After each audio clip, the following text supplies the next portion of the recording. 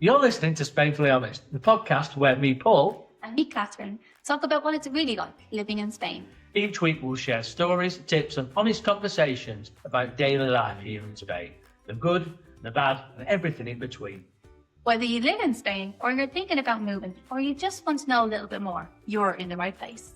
So grab a coffee, get comfy and let's get Spainfully Honest! Hello and welcome to Spainfully Honest episode 30. 30. That is a landmark. 30. Yeah, 30 feels like a lot of episodes, doesn't it? Does. Oh my God. It's 12 hours. So cool. So this week we're continuing on with Get Organised for the new year. And this week we're doing our Renewing Your TIE. Renewing Your TIE. It's important to say renewing. Yeah. Because this is not really suitable if you're wanting to get your first one. Mm-hmm. So this is renewing. Yeah. Important. Keep that in mind. So we're helping you all get your paperwork, everything in order for the new year. And we've tried to do British expats, Yeah. Irish people, Mm-hmm. American people, Mm-hmm. students. Yeah. That's about it. That's about it. So maybe this is going to be a good episode to get yourself a pen and paper if you want. Definitely. But Paul will tell you a little bit about how he's done lots and lots of work to help you out as well. But yeah, get a pen and paper on, pause the episode where you need to and make a note. I'll always do my best to make sure the subtitles are bang on exactly correct. So if you pause it, you can just copy something down from the subtitle, like the name of a form or something like that. So hopefully this helps you lots and lots. Yeah. Well, we're going to create a document that you can, if you just send an email to hello@spainfullyhonest.com with the type of person you are, if you know what I mean, we'll send you a document with some bit more information. What we must stress is we are not lawyers. No. We're not guestors. We've been through it, looked at the information, tried to sort of just make it a little bit more straightforward Yeah. for you. And also, It is complicated. as an Irish person, I have done my green card thing a few times. Paul has done his TIE. We know people who've done theirs. So a little, adding, apart from the information that we're giving you, adding in just a little bit of our experience around it as well, just to make it a little bit fuller. One thing that comes out of it for me is that they are pushing to get it more electronic. Yeah. And so, you do see a lot of things on Facebook saying, you do it all manually, you do this, you do that. That is going to get phased out. So it's good to start to learn where possible to try and do it electronically, definitely. Because if you do one now, you might be looking to do it in the next few months and it's all still manual. In the next time you do it, could all be electronic. Yeah, Spain are pushing for everything to be digital online. Even like when you're self-employed, they're setting up this system. It was supposed to start at the beginning of this year, but they've done like a prologue, they call it, so like an extension. So it's going to start at the beginning of next year. But basically where you used to give all your invoices to your gestor and they sent them through on the other system. Now people who are self-employed must, from next year, upload them all themselves onto the system. Every single thing, every receipt, every invoice. It's going to be mad, like for people to get used to it. If you only give them all to your guest store, then it's more work for you. But a lot of people enter them on the system for the guest store, then give the guest store paperwork. So for them, it's probably not much different. Yeah. The only thing is the guest store checks them. Yeah. Whereas I don't know. just put them in yourself. There's something about me giving it to the head store. It's like giving him the accountability for it as well. It's like you're in charge of that now. I'm done with that. So, Catherine, how was your New Year? Oh, it's not really New Year. How was Three Kings? Three Kings. Oh, it was lovely. It was a quiet one because of the weather. Yeah. So, I mean, not now. You could tell now. It's sunny out there. Yeah, it's chilly this morning though. Yeah. But I always feel like, listen, we have great weather in Spain. I'm not going to complain about it.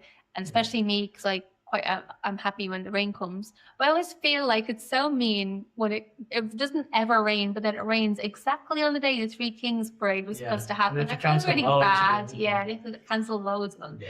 It was nice, quiet at home when we leave out food for the camels, for the Three Kings. Oh. So Three Kings come. The Three Kings come here as well. I give them muesli. I don't know what camels eat. I felt muesli would be.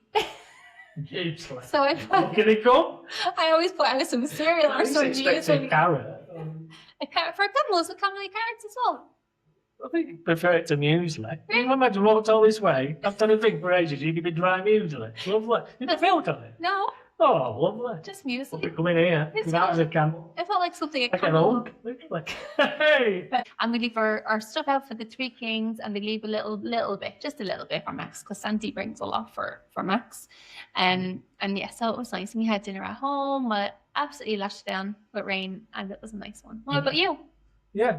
So we went to a restaurant just down the road. It was really good. Great. Really enjoyed it. So what was your Cuban thing? That was New Year, because I thought we were talking about New Year, and I'd written New Year. Well, actually, you can't really New Year. They must have done New Year. What did New Year last week? Oh, no, we haven't had it when we did it last week. Oh, yeah, I had a Cuban New Year. We'll talk about New Year. We had a Cuban New Year with all this family around at my house with my mum and her friend. It was really good. We had, like, Cuban food. Well, not like Cuban food. We had Cuban food, Cuban music, and Spanish music. And that was really good. And then we had the TV on the 12, obviously. Yeah. And then just carried on drinking. I got 13 grapes. Oh my God. I think about such a Extra good luck. luck. About 13, what should you? Anyway, so I had to eat 13.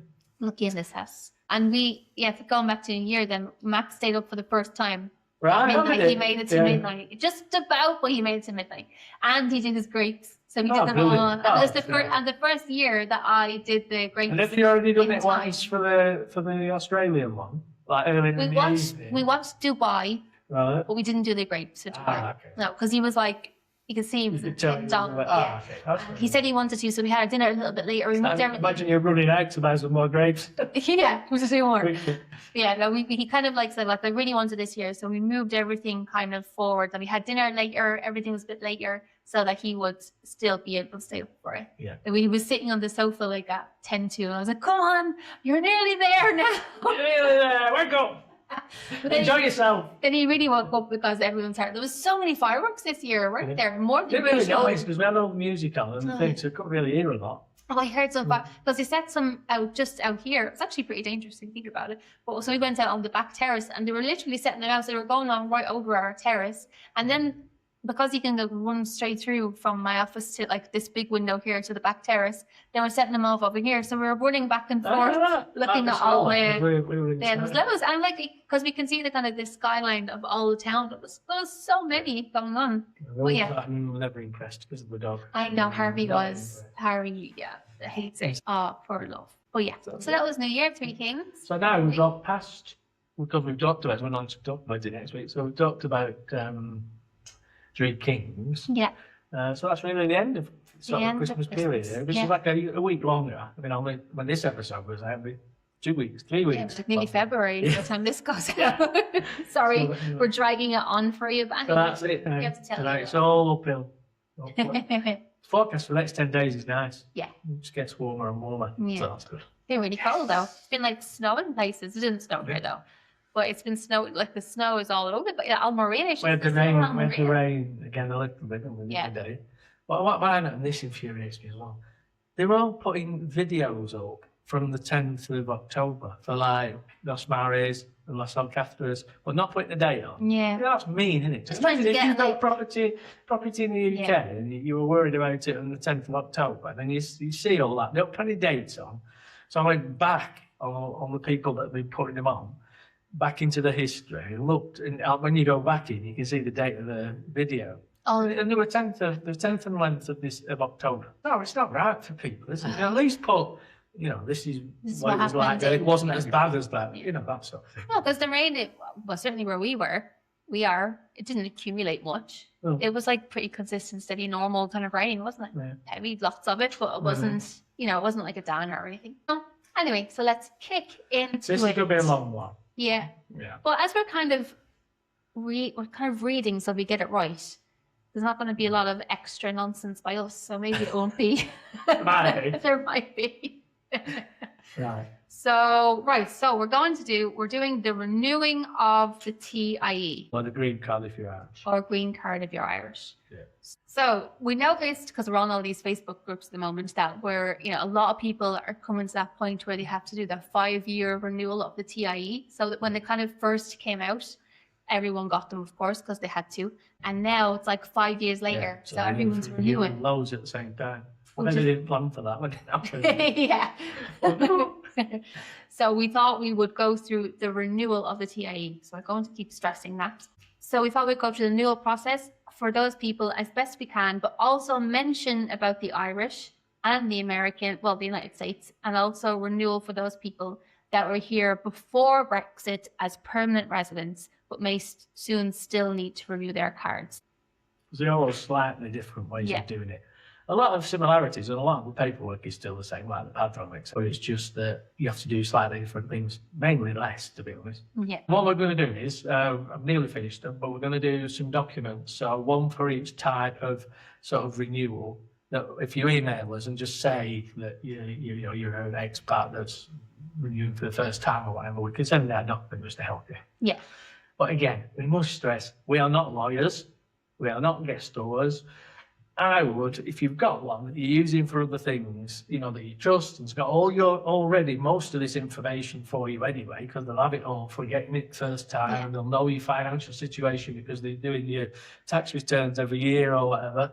Get them to do it for you. Yeah. Pay, I don't know what it is, not feel very good. It won't be a lot. But I was just going to say, you'll think that you're probably better off going, I think, to a gestor for a renewal. If you're doing it for the first time, I'm not sure what would be better. But for a renewal, I would say your gestor would do it. And something I always say to people is, they're not expensive. You think it's going to be something that's expensive, but gestors don't charge to the nose. No. They're really reasonable. Obviously, we can't give you a specific price because they'll all charge their own prices, but they're pretty reasonable and it's well worth it. I always, my gestor does something, I'm like, oh, that's well worth it. Yeah. It's well worth it. So definitely. Yeah. But they'll make sure all the things they give you are the right things to give. Yeah. Up to date and everything. Whereas you're able to mess about trying to find them all. Yeah. Well, we'll go through it, but there's a certain point where your gestor can't do it. So I'll tell you that when we get to it. The paperwork that you have to prepare before tongue twister. It was a tongue twister. Is the bit that your gestor can do for you. So let's start. So let's go over what all the documents are first and foremost. Okay. So quite simply, everyone that buys a property or even rents and lives here for over 6 months, here being Spain, has to have an NIE number, which is like their identity number for virtually everything. Yeah, you use it for everything. So that's not a TIE though. So we're talking about TIEs today. You will, if you're here for whatever reason already, you will have an NIE number. Yeah. But you possibly don't have a TIE card. This is not for you. This episode's not for you if you haven't got a TIE card. Getting your original TIE card, you must use a lot of your stuff. Yeah. As far as we feel. The TIE is a physical biometric card that proves legal residency for non-EU citizens staying in Spain for more than 6 months. So very important there, non-EU. Okay? So if you're buying a holiday home or an investment property and you do not intend to live in Spain full time, you only need the NIE. And if you want to go back and get extra confirmation about that, the episode that we did with Belen, she speaks about that. Yeah, she does. Very clearly. But, big but, sorry, big but. Myself. But if you plan to move to Spain permanently after you purchase, you will apply for the TIE after obtaining the appropriate residency visa. But this episode is not about getting your new NIE or your new TIE. That is best organized by a lawyer or a gestor. This episode is only about renewing your existing TIEs. Yeah. So that's what this one's about. I know we've said that a few times, but it's important. Yeah. You won't be able to get a new one from the information you give out here. No. And another reason for saying that is I'm a good example of that. Because when I came over the first time, I got an NIE number in 96, 97, because I was going to work. So I got an NIE number. Yeah. And then when I left and I went to the UK, I then came back 3 years later thinking that I would have to go again and get a new NIE number. But it's not true. They keep the NIE number on reference, and that becomes your history over here. So that's really good. So if you are coming out, you've been before, or for whatever reason you rent a place and then you've got an NIE number, that's part of the process that's already taken place. Yeah. You just will need to get TAE card, but it will be a lot more straightforward because you already have your NIE. Yeah. One little thing that I was just thinking of there whilst we're talking about this, and while Paul was talking about the first time paperwork he did, we saw a lot of, maybe it won't happen so much anymore because of the change and because of Brexit, but a lot of people used to come to us in the shop when they wanted to get financed, do you remember? And they thought they had their NIE number because they gave us this white letter, but they hadn't actually, it was like a provisional, but they hadn't actually been given their, what was the green letter, the green certificate or the green card. And so a lot of people thought they had an NIE number, but it was like just part of the application. They hadn't finished it. And so lots of people still have that. So if you've got like a white letter with your NIE number on it, that's not being confirmed. That happens a lot. And we'll put that through to get the finance for them with the bank, Santander. And they're like, no, that NIE number, that letter is not valid. So they have to get their NIE. So in case you still have a white letter, that is not You correct. shouldn't be here if you still have. Exactly. So let's get properly cracking on renewing the TIA. Renewing. Yeah. Okay, I'm reading again. So yes, here we go. I'm a joker. If you're renewing a TIE, that stands for Tarjeta, Identificación, that stands for Tarjeta, Identificación, Extranjero, translated to a foreigner identity card. But you are not what is classed as a permanent resident. So perhaps you live in the UK, you're a student, or you have an EU partner. You need to first of all check that you still fit their criteria, as it may have changed in the last 5 years. To do this, you'll need to check that you have the following documents. Okay. Might be worth getting pen and paper. I know we've said this once, but we're echoing that now. So here we go. Just to make a note of the times on the podcast, so you can go back to them and just look at it again. Anyway, so what you'll need is a valid passport. And now this varies in information. Some people say you only need a photocopy of the picture page, and others, it says you have to have photocopies of every single page, even if they're blank. So personally, for the cost of it, I would get one of the whole thing. Then when you get there, at least you've definitely got the right one, even if you've got some spare bits of paper. Yeah. But there's different places have said different things. So it's a valid passport. Your current TIE, the one you've already got, and a photocopy of that. So get a photocopy of both sides and take them off. The good thing about that is, if they do take it from you, then you'll have a copy of it. Yeah. And the correct application form. So there's effectively, we're going to talk about 4 or 5 different application forms here, depending on your circumstance. So if you're a student, so you're looking for a temporary residence extension. So say that you've been on a course, you've done a university course, and then you want to go on to a master's, so you want an extension. That is a form EX00. And then there's an EX17, and this is for general issuing of a TIE. So this would be if you were getting a new one, but also the same form is for long-term renewal. So that's another form. That's for non-EU except Brits, because the withdrawal agreement that made Brits slightly different. So that's if you're non-Brit. And then there's one EX11, which is for Americans, and EX19 for family members of EU citizens. And lastly, EX23, and this is the one that sort of was the difference between this one and the 17, for British nationals under the withdrawal agreement, i.e. in the EU before January 1st, 2021. You can get copies of all these to practice on by just typing in the code into Google, and it will allow you to look at the forms in advance and print them off. So you could print it off and check, what information it's asking for. Yeah. But also what I found is if you go onto Google, and in Google search, if you type in, for example, for form 23, notes on filling out EX23 form, all sections in English, it gives you a full set of notes in the same order as the application form, explained in English, but it doesn't just translate it, it tells you what you need to put. So it's really good. That's so good. that's go into Google and just type that statement in. Notes on filling out EX23 form, all sections in English.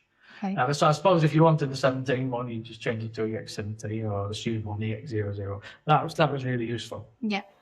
That's that. So I think the majority of people are going to be doing the EX23, right? British people after Brexit. It's going to be the Think big so, one. yeah. My turn again, is it? Yes. Right. So you've got the right form and you know how to fill them in. So now all you need to do is pay for it. Okay. And it's called the TASA 790. And you need to use the model 052, which again, you can get by typing that into Google.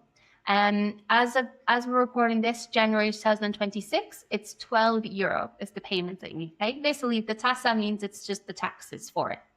And you will get a receipt for this because you can pay for it online and you just print that off. Or you can print a bank payment document that gives you a reference number that you can take to selected banks or at selected ATM machines. That's something that, again, that you'll have to guard with your life because you'll have to bring that with you later on. So you'll need to keep that. Yeah. Apart from your payment, you'll also need to have 3 passport photos in color.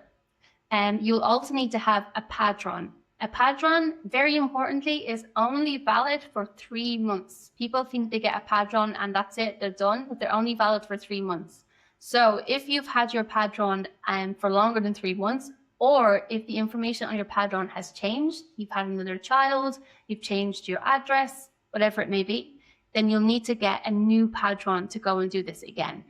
We recommend just getting a new one. Yeah. Right? Just getting Because a new it's padron. one of those things, it's the person you get to who's in a grumpy mood, they will say it has to be 3 months. Yeah. If there's no difference in information, somebody in a good mood Yeah. will let you go through with it because nothing's changed. Yeah. But I would just be in a situation where you've got one less than 3 months old, so there's no argument. Exactly. They are quite straightforward to do on the internet. They're really easy. Or you can go and get one and they're quite straightforward to go and Yeah. get. We're going to do another additional form that we'll put out that tells you how to do a padron in general. So if you send us a message to hello@spainfullyhonest.com and put padron, we'll send you that information. Yeah. Perfect.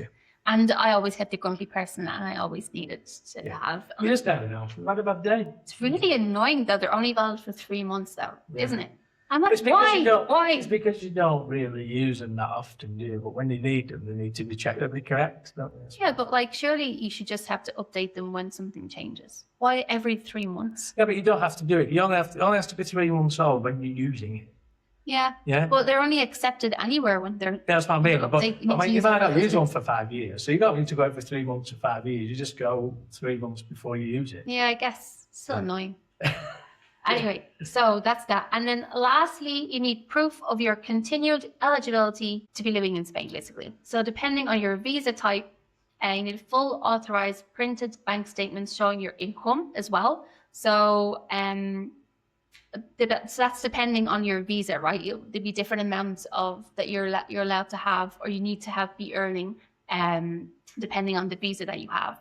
So, for example, the non-lucrative visa, currently the amount is 28,800 annually that you need to have in your bank account, is it? Yeah. Yeah, have in your bank Or account. that's coming into the bank account. Yeah. Yeah. So you have to be able to prove that as well. And then if you're doing it for the rest of your family as well, there's variations on that figure. Yeah. But that's where you need to check because it's Yeah. first child, second child, Yeah. these sorts of things. It goes down. It's not the same amount for No, everyone. it's Sure, not it's the not. And in some cases, you have to have the sufficient there for the length of the renewal. So if you're getting a 2-year renewal, You have to you have. have to have 57,600 Mm, in your bank. So yeah, but Yeah. again, they're the sort of things that you need to be talking to a lawyer, gestor. gestor, Yeah. yeah, definitely. Yeah. Yeah. So just to go back on that, so you need to make sure that you're still eligible to be in Spain, and you need to be able to prove that. And then related to that, then you need to be able to show your income or your balance, has the amount that's required for those visas as well. And on top of that, you also need valid private Spanish medical insurance, an enrollment certificate for students, or history of autonomous payments for self-employed depending on yourself. And the autonomous payments, so they are self-employed payments that you pay monthly Again, to be another reason why self-employed. you use your gestor. Yeah. Because they will stamp a piece of paper officially saying this is what you've paid, etc., etc. Yeah, All those sort of things are what in it. 100%. Right. So when can you do it really? So you can do it. So on your current card, you can do it. You've effectively got a 150-day window. So you've got 60 days before you can start doing it, up to 90 days after. Okay, But then it's out of date, and then Yeah. it becomes more complicated again. don't do that. So With that information that we just talked about, you can do the process electronically. Okay. And so you can put it, if you go into a thing, type into Google, Mercuro platform, and that brings up effectively the application process electronically that you feed in that information. The thing with it is, and it's something that I talk to quite a lot of people, and they don't have the facilities, you need a printer scanner. Because you have to give, when you're doing it that way, you have to give copies of the things. So like you have to send the 20 pictures of the passport, for example. You've got to need a facility to be able to get that digitally into the system. So the other thing you will need as well, and if you've not been here very much, you've been using it more as a holiday home, you probably won't have it, is either a digital certificate or a digital signature. The clave. The clave, which we're going to do another episode about. Yeah. Because those two are becoming more and more important. You get asked all the time about it. And just a little pause here to say, if you're Irish, getting one of those claves, you can only get one by going to a health store, because of the little green card that we have. We can talk about it in more detail if you want to, we're doing the clave episode. But because of there's not the right information on our green card to put into the system to get it. Learn something else. So I could only get that with my test score, and he knew straight away. I said, he knew straight away why I couldn't get it, and I was like, oh my god, they're worth their weight in gold, test scores. And he was like, that's fine, I'll do it, and it was done. And I was like, oh my god. And they can have the access to your certificate and signature. So when they're doing things, they can just do it. They can find stuff for you. Yeah. Mine always says to me, yours is running out in 2 weeks, so you need to do it again. And then he helps me do it again. But it's worth, that sort of thing worth its weight. And once you have the clave, you can pretty much do anything you want, can't you? You can do loads of things online with the clave. Recommend you getting that. And it is something, we talked about this just before we came online, that everything is moving that way. So they're trying to do everything digitally, and they're trying to make sure that everything is done with a digital certificate or a digital signature. Yeah. The certificate is more powerful. The signature is a bit more everyday. Whereas the certificate is something used for tax returns and things like that. It's a bit more high level. And it's good because they send you all your communications via that as well, because it's like a little system, isn't it? So rather than posting you things and things taking a long time, they send you your communication directly to it, and you use your cert to open the communication, and then it's much quicker. I've got mine on my tablet and on my laptop. And when you go to the things that require them using those two pieces of equipment, it's automatic, it comes up and allows you to do it straight away because it's in the computer itself. Well, whereas if you don't put it on your phone and then you get a document that you need to sign, you then have to enter it into the details. So talking about that, so that it was if you can manage to do it electronically, then what will happen next then, Catherine? Okay. So if you do it online, this is it? Yeah. If you do. So you'll receive a resolution, but this may take several weeks. So basically they're saying yes or no then, aren't they? Like you might get something back saying something's not right. Yeah. I don't know, finances or something. Yeah. It's unclear or filled in the wrong box. But hopefully you won't get that, because we can't answer that on this podcast because it could be anything. Yeah. But what you will get then is the next bit. Yeah. And then hopefully you'll get a resuelto favorable, so a favorable resolution, notification by email. And then with this result and reference, you can then book a toma de huellas. So basically you're fingerprinting. So this is where you have to go to Extranjero, basically. You have to go to the foreigner's office. And this is the part now where at this point, to go to the foreigner's office with your history, no one can do this for you. You have to do it yourself because you have to give your fingerprints basically. So let's go. You need to then you need to go make your appointment to have your fingerprints taken. Okay. So if you type in Policía, toma de huella, expedición tarjeta, renovación de tarjeta de larga duración y duplicado. Will I translate that? You can do, but that's what they're going to say. Yeah. So I'll say it again, and so I'll try and because sometimes when I speak Spanish, the editing program's just like, nope, I'm not going to do anything. I'm not going to translate this. I'm not going to have any words here. So I'll say it really slowly just in case the subtitles just ignore me. So, policía - toma de huella. huella, Huella, expedición de tarjeta, in brackets, renovación de tarjeta de larga duración y duplicado. Okay? So if you just, when we send you this sheet out, that'll be on that sheet. If you literally just copy that into a Google search and press search, it will come up to the correct SEDE site. website, yeah. So it's called the SEDE website, SEDE. You'll be offered several locations, so pick the best for you. Some have earlier dates, so check that too. You will then have to pay for the new card using the model 012, which you can type into Google Pay. Is that what we spoke about before? No, because yes and no. Yeah.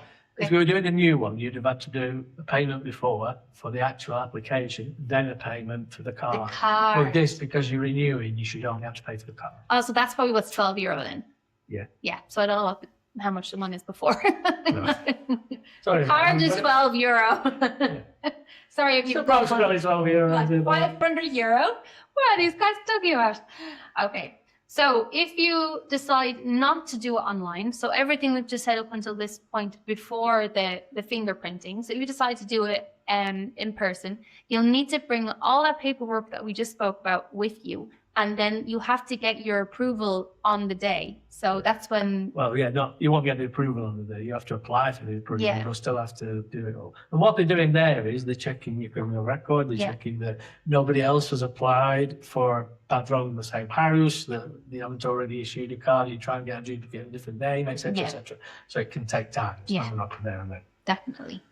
That's the same with both. Even if you have applied online, you've got the acceptance, you won't get your card on the same day. It'll still be checked. So when you get that appointment, so off from that really long description there, Catherine gave you the policy, and you get the appointment date, take all those things that you've done, and I would take, absolutely everything. Even if you send them on the electronic form, still take them in paper form, and you've got them there. If there's any queries, you can check it. Take it to the designated police station or immigration office that you selected, the one that you selected before. And also, really important, you need to, when you're giving the information, you need to make sure you get a resguardo, which is a receipt for the information that you've given in, because you'll need that when you come back to collect it and everything, so you'll need all that. I would take somebody that spoke Spanish. If me, because I don't speak fluently of Spanish, in technical Spanish, I would take somebody with me. Yeah. Just to make sure that in case they ask you something, it's okay, I definitely would. Then your card should come back within about 30 to 45 days, and you'll get a message saying that you've got a collection, you can go and collect it. So what you'll need to do then is you'll need to get an appointment to collect it. When you've been advised it's available, or between 30 and 45 days, you'll need to get an appointment to collect it, which is called a recogida de tarjeta. And so what you do is, if you type that into Google, it'll then go to the correct page, and you can create an appointment effectively to go and collect it. You must take the receipt you receive when you gave in all your paperwork, your passport to prove your ID, and your old tarjeta, your old card, TIE card, because they will take that off you at that point. Yeah, so make sure you take it out. And then collect your new card. Oh, exactly. Congratulations. Yeah. So that is effectively for somebody that had the card, original ones, renewing now after 2021. Yeah. So, hold on a minute. What if you got it before then? So you were here before, and you got a long card, a long card before that point, and you already did it. In that case, you probably have a card like mine. Long, green card type thing. No, a TIE card, but with a long expiry date. Oh, okay. Because you're effectively classed as a permanent resident before that point. Or Brexit. If you've got that kind of card, which was a 10-year one, and it's the Article 50 TIE card, and it's actually got that written on it. That's what mine's got. And so they last longer. They last up to 10 years. In that case, you fill out the form EX23. Okay, so the same form. Yeah. Cool. But you tick the renovation to Tarjeta box, which is on there. Yeah. And it's just, you just don't have to take as much information because you're already classed as a resident, so that you've got less information to take. So then you just take your passport, your current TIE card with a 50 written on it. You pay the fee, again, using the Modelo 790 code. I don't know how much it is. I'm not going to 12 say. euros. 12 euros. And ensure you select Certificado de Registro de Residency Comunitario o Tarjeta de Residencia Familiar de un Cuidado de la Unión. Want to say that? Button. Yeah, you say that. I laugh, I messed it up now. Certificado de Registro de Residente Comunitario o Tarjeta de Residencia Familiar de un Ciudadano. Yeah. So that is La Unión. effectively a box on the application form. You have to click that box. Okay. You also need just one high resolution 32 by 26 millimeter colour photograph with a plain white background and an up-to-date padron. Yeah. I always just have, as a side note, I always have just loads of passport pictures. As like a foreigner in Spain, I have a folder just has loads of like random things, like, and one of them is about 50 passport photographs. Yeah. You always need them. Okay, so I hope you're happy up to that point. It is very up-to-date. But like I say, we've got these documents that we're going to have available if you want one. So send us an email saying what type of person you are, and we'll send you one. Because what if I'm American? Yeah, so it's different. This is different. Yeah. Okay, so I'm literally going to be reading this. Okay, so because I'm not American. So this one is similar to the first one, the post-Brexit renewal, but with some small differences. It's a two-part process again. So firstly, you have to prove you're still eligible to be here by renewing your residency authorization. So you'll need one of the following forms. Form EX01 for renewing a non-lucrative visa. Next, Form EX00 for extending a student visa. This is known as a prórroga de estancia por estudios. If you watch football, you'll know that word prórroga. It's extra time. So, Form EX11 for applying for long-term residence, usually after 5 years of legal residency. Form EX03 for renewing a work permit. You will complete these online or take physical copies to an immigration office, but you will need an appointment. Sometimes it's better to go to a quieter area of Spain, perhaps a bit inland, to get an earlier appointment. With those ones, because you're not proving your local residence, you can take the information from the padron, but you can't apply, you don't necessarily apply in your town. Okay. So it might, if you live in, in the centre of Malaga, it might be quieter to go to one of the outlying towns and just do it through that one. That's different, isn't it? It is possible because it gives you it on the choices. Okay. Oh, that's good. Because mine, I don't really have a choice. I have to go to Cartagena for mine. Okay. That's the only option I have. It's crap. Anyway, it's all right, Cartagena. So that's the first part, is effectively proving your eligibility to still be here. And the second part is a bit like what we talked about before, which is getting the car. So you've proved that you're allowed to still be here. Then the next bit is renewing the physical TIE card. Once you've got a favourable result from the residency authorization, the first part, you'll need to book a fingerprint appointment, as explained before. But to do this, you'll need to fill out a form EX17 to request a physical TIE card and pay for it, accessing Tasa Modelo 790 code 012, which is what we talked about before. I was going to say that all sounds the same. Yeah. And paying it at a bank or however you did it last time. You can do all this from 60 days before your existing card runs out.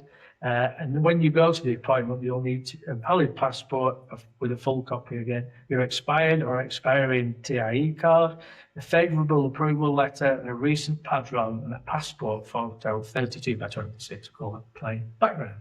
Cool. That bit's the same. The second part is the same. Yeah. So it's just the... Sounds easy. Yeah. And then, if you're Irish... You're Irish, it's easy. Easy. Okay, if you're Irish, you're obviously still in the EU, but you might want to update your fabulous little green paper card that's so annoying, which is called the Certificado de Registro de Ciudadano de la UE. That was hard to say. Of the EU, should I say. For this, you need an EX18 form and you need to pay using Tasa Modelo 790, code 012 or 012. Again, you need to book an appointment at the Oficina de Extranjería, that's at the Policía Nacional, so the National Police, it's their foreigners office in the police station.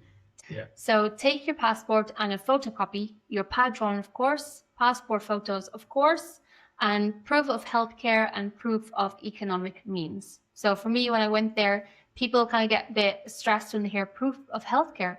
Just my tarjeta sanitaria, just my health card, from my medical card from going to a normal doctor. Yeah. And if you haven't got one of those, you'd have to take, you can take an Irish one if you've got an Irish card that covers you. It's like a European card that Irish people can get, so that I imagine that would be fine as well. So proof of medical, one way or another, proof of medical. Yeah. And then proof of economic means, if you're working here, bring your wage slip. If you're self-employed here, bring your autonomo payments or invoices, things like that. So that's what that means. Yeah.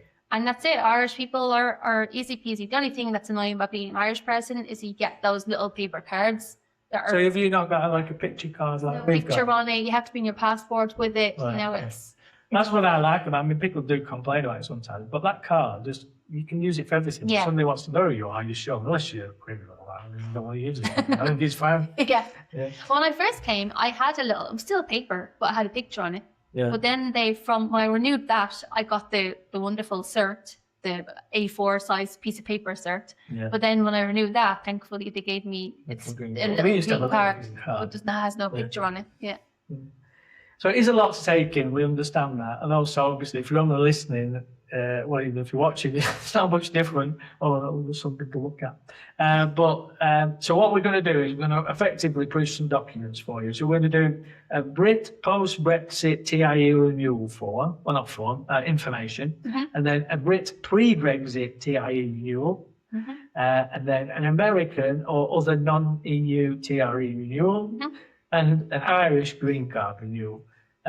Information sheet that, like I say, if you email us at hello@spainfullyhonest.com and just say which one of those you want, we'll email it to you. It's only free, We must stress, we're not lawyers, we're not gestors. Things do change in Spain. So, it might be up to date today, it might not be tomorrow. But so check everything. But it's just a guide to help you get the things together. Because sometimes it can feel overwhelming with so many different things that you have to do, different pieces of paperwork. So at least if you have a little bit of a guide to start off, then that's what this is about. Yeah, and the other thing we were talking about this just before we came on air is they are pushing to get everything done online. Not just this, all the different types of things that you need to do in Spain, the padron, these digital signature things. They're trying to get everything to become more electronic. And so if you can do it or try to do it electronically, start to think about it. And also start to think about your sort of IT equipment if you live in here, because you do need to be able to do it. And doing a lot of things on your phone is actually quite difficult. I don't mind this because it's just the size of the screen. It's hard to read. Tablet is sometimes handy. Tablet or a laptop, and in some cases a scanner printer. Yeah. Because it's not going to go away, this. It's going to be harder and harder to do things manually, and the lead time, the appointment times are more than likely going to get longer and longer because they'll have less people doing that job. They have one person doing. So I can't remember what it was I was doing. I went into one of these offices, it was something to do with being self-employed, and I went into the office, and it was like a ghost office. The office had two sides, and then it had about 15 desks on each side. And they were all totally empty except for one person sat in the corner at his desk. It was a lovely guy, actually very helpful. And it was like, obviously this had been filled with people before, and I imagine there would have been queues of people going in, but I walked straight in. There was one guy, all the other desks were completely empty. So, I mean, that's just what's going to be like in the future, isn't it? I imagine. But as I was going through this, I just thought of some little tips that I've taught for myself over the years. I imagine you'll do all these, and you might be doing it yourself already. But anyway, I thought I'd let you know of it. And one of my big tips is, and I've seen a couple of people say this on Instagram, I always think it's really cute, is have a little folder. My folder's huge now, but all of these things in them. So you have your padron, photocopies of it, your passport, photocopies of it. Loads of passport photos of yourself in it. And then just every time you get a new document or you need to do something else, just pop everything into the same folder. You know, you can get them where they pull out and they have all these different pockets. Concertina tablets, Yeah. So get one of those and pop everything in. And anytime you have to do anything bureaucratic, bring it with you. Because even if it says you don't need your Padron, they'll probably ask you for one. Even if it says you don't need whatever it might be, if you go along that folder, you go, oh, hold on. And it's like, it's kind of like as well, sometimes you'll come across, well, not pointing any fingers, but sometimes you cross people who don't like their job.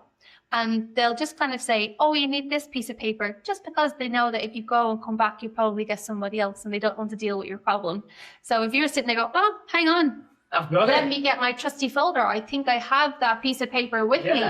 They die, see them dying. They're like, oh, God, she has it. She's organized.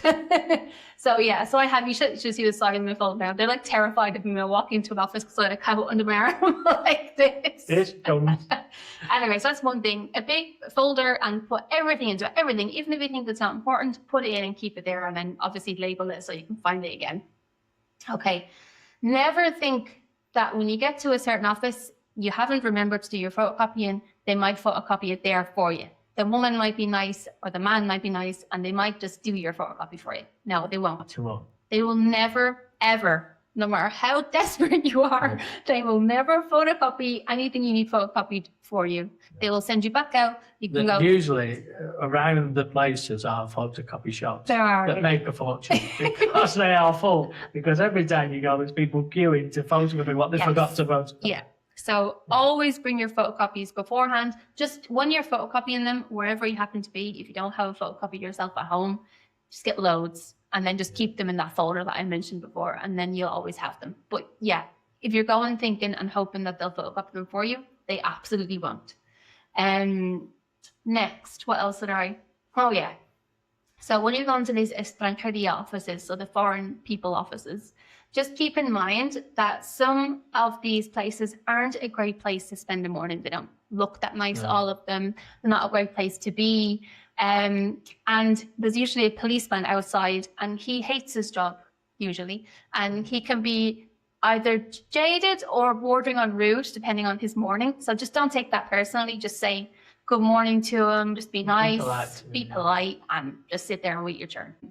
And again, I'm talking about the one I've been to, but anyone I speak to from any other part of Spain, I was talking to a friend who did it in Almeria a while ago, same situation. I think it's one of those jobs that they get just before they sort of retire. I think they like pushed it, you can have that job now, because it's not really adventurous, is it? I totally And they have a lot of people as well who are in a bad mood because they're having to do all that stuff, and back to the third time because they didn't read it properly. And so they're aggressive to him, and so he's just had enough. So just buenos dias and treat him as nice as you can, and that's the best that you can manage. And then, basically set aside the morning to do it. So I think the quickest I've ever done it in is about an hour and a half, but sometimes I've been there for 3 hours or more, because it's just like you have to wait your turn, basically. And depending on how many people are working or whatever, set aside the morning. Don't feel like it's something you're going to get done before work or before you have to go somewhere else. You probably have to take the morning off work or whatever it is you're doing. Your kids are in school or whatever. Or do they have to go with you if they're getting theirs? No, I don't think so. Don't think so, okay. Yeah. Well then, just kind of set aside the morning. And probably if you're getting your TAE, you have to go through the same process to collect your card to do the same again. You might just come out and be like, oh, it was done in no time, great. But at least if you go in thinking it's going to take the morning, you can only be positively surprised. And then the last thing, and this again is in lots of different places, that usually the place outside, it's not a big office, so the place that you have to wait is outdoors. Now some places will have like a little plastic thing that you can sit under, some places don't. So just think about what's the weather. So if it's roasting hot, well, think about maybe sun cream and covering yourself up so you don't get burnt. If it's cold in the winter when you have to do it, well, wrap up, because you might be sat outside or stood outside for a long time. Yeah. The other thing as well is that all the times given are very optimistic. So it's sort of 9, 9:15, 9:30, which is fine if everybody's paperwork is fully up to date. Exactly, it's never going to be. If you're one of the earlier ones, you stand more chance of being nearer to your time. If you're a 12:30 and it opened at 9:30, the chances of it being 12:30 are zero, to be honest. I mean, you're likely to be up to an hour later. Yeah. Like when you go to the doctor, they're always a little bit. Yeah, so if you can book an earlier one, just because then you're more likely to be more accurate on the time. But if you do end up wanting, you're getting a late one just because it's the sooner day, just plan some extra time, like Catherine said, to give you a bit of spare. Yeah. Not a nice way to spend your morning, but at least when it's done, and you don't have to do it for But again, it's one of the reasons for trying to get it electronically. There's a lot of the stuff you won't have to do when you can get that. You still have to go, but it's less to be done. Yeah. But there we go. I hope that was a help. So next week we're going to speak about the Padron, which is great. And you know what? These are really helpful episodes. And I'm sorry they're not as exciting as, people who haven't moved over yet or whatever might not find it as exciting because we're not talking about what it's actually like to live here. But I remember when I was first trying to get this paperwork, it was like I was sent backwards, and it was so frustrating. So I would have given my left leg to be able to have someone tell me in the podcast exactly what paperwork I needed to get everything done. It's so helpful. We're great, basically. The other thing as well is, if you are watching this and you haven't got one, and you're thinking of coming home, mine is 10 years. Yeah. So I've got to do this thing once every 10 years. Yeah. So it's not like I have to do it weekly. So, okay, it sounds a bit like it's a big job. And it is quite a big job, but it's once every 10 years. And if you do keep the other things up to date, like Catherine said, a lot of those things you would already have. Yeah. So it's not that you're having to find stuff, you've got most of it. So it's not as bad as it sounds. And I think the more electronic it gets, the better it will be, yeah. The transition will be slightly sticky for mostly for people who are working there, but it will be much better when it's done. Yeah. And if you are coming over and you're thinking, oh my God, this is so stressful, because you're thinking about buying property, getting your kids in school if they have kids, getting the paperwork sorted. So listen to Belen's episode, because she did it. She spoke about it so clear, and she broke it down into so many different. It sounded really. Well, that's because when you're applying for the first one, you must get somebody like Belen to do it for you. So she'll do all that. Yeah. Then you've got a relationship with her, and then I'm not saying Belen, but anybody. But Belen's just law. But anybody else that's doing it for you, they've got all the right information. So when you come to renewal 5 or 10 years later, get them to do it for you again. Yeah. Anyway. Yeah. And the other thing as well is, obviously, we are saying speak to Belen at Just Law. The other thing as well is that when you're listening to like Spectrum FM and stuff, there are lawyers on there and people that do applications and things, so you could see them. Yeah.